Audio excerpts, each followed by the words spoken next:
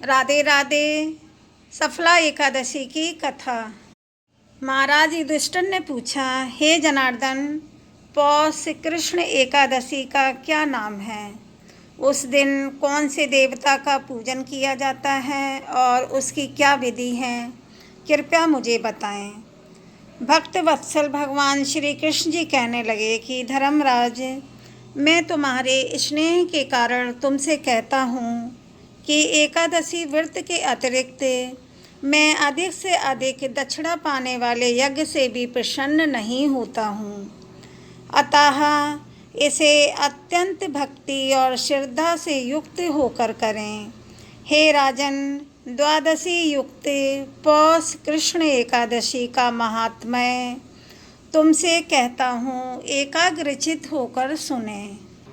इस एकादशी का नाम सफला एकादशी है। इस एकादशी के देवता श्री नारायण हैं। विधि पूर्वक इस व्रत को करना चाहिए।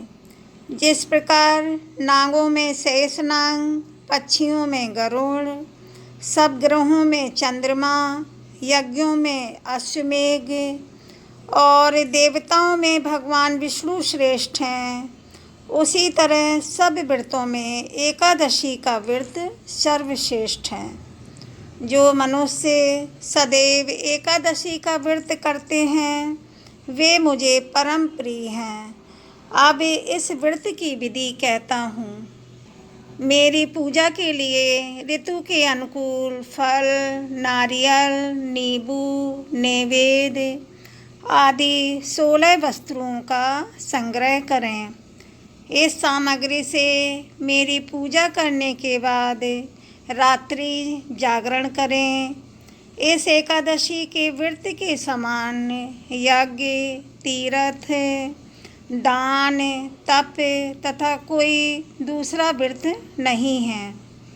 5000 वर्ष तप करने से जो फल मिलता है उससे भी अधिक सफला एकादशी का व्रत करने से मिलता है। हे राजन, अब आप इस एकादशी की कथा सुनिए। चंपावती नगरी में एक महिष्मान नाम का राजा राज्य करता था।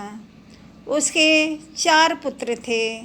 उन सब में लुम्पक नाम वाला बड़ा राजपुत्र महापापी था। वह पापी सदा पर स्त्री और वैश्यागमन तथा दूसरे बुरे कामों में अपने पिता का धन नष्ट किया करता था। सदैव ही देवता, ब्राह्मण, वैष्णवों की निंदा किया करता था। जब राजा को अपने बड़े पुत्र के ऐसे कुकर्मों का पता चला तो उन्होंने उसे अपने राज्य से निकाल दिया। तब वह विचार करने लगा कि कहाँ जाऊँ और क्या करूँ। अंत में उसने चोरी करने का निश्चय किया। दिन में वह वन में रहता और रात्रि को अपने पिता की नगरी में चोरी करता तथा प्रजा को तंग करने और उन्हें मारने का कुकर्म करता। कुछ समय पश्चात सारी नगरी भयभीत हो गई। वह वन में रहकर पशु आदि को मारकर खाने लगा। नागरिक और राज्य के कर्मचारी उसे पकड़ लेते किंतु राजा के भय से छोड़ देते थे। वन के एक अति प्राचीन विशाल पीपल का वृक्ष था।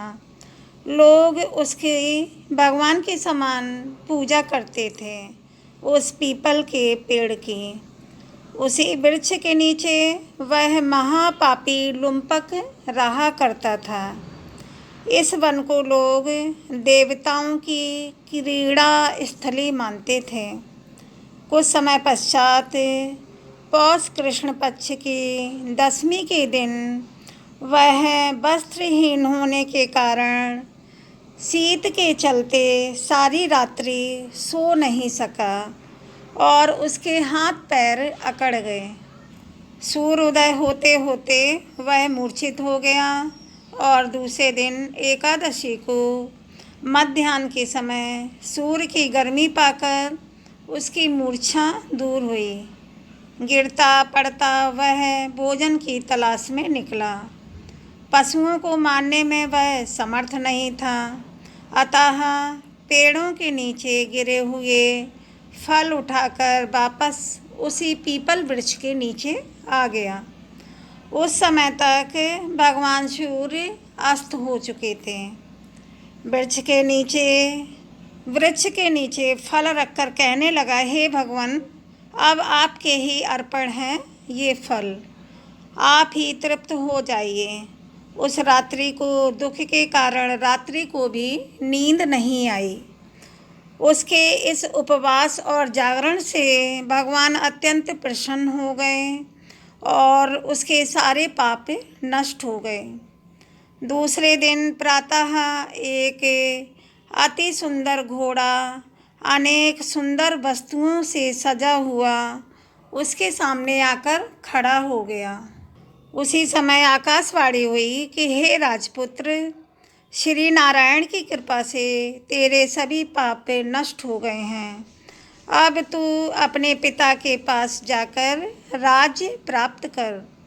ऐसी वाणी सुनकर वह अत्यंत प्रसन्न हुआ और दिव्य वस्त्र धारण करके भगवान आपकी जय हो कहकर अपने पिता के पास गया।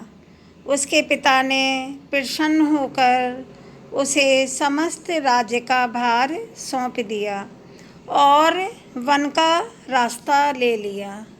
अब लुम्पक शास्त्रानुसार राज्य करने लगा। उसके स्त्री पुत्र आदि सभी लोग भगवान नारायण का परम भक्त हो गया। पूरा कुटुंब भगवान नारायण का परम भक्त हो गया। वृद्ध होने पर वह भी अपने पुत्र को राज्य का भार सौंपकर वन में तपस्या करने चला गया और अंत समय में वैकुंठ को प्राप्त हुआ। अतः जो मनुष्य इस परम पवित्र सफला एकादशी का व्रत करता है उसे अंत में मुक्ति मिलती है। जो सफला एकादशी का व्रत नहीं करते वे पूंछ और सींगों से रहित पशुओं के समान हैं। इस सफला एकादशी के महात्म्य को पढ़ने से अथवा श्रवण करने से मनुष्य को अश्वमेघ यज्ञ का फल मिलता है। बोलो विष्णु भगवान लक्ष्मी माता की जय। कमेंट में आप लोग राधे राधे लिखें। चैनल को लाइक और सब्सक्राइब करें। धन्यवाद।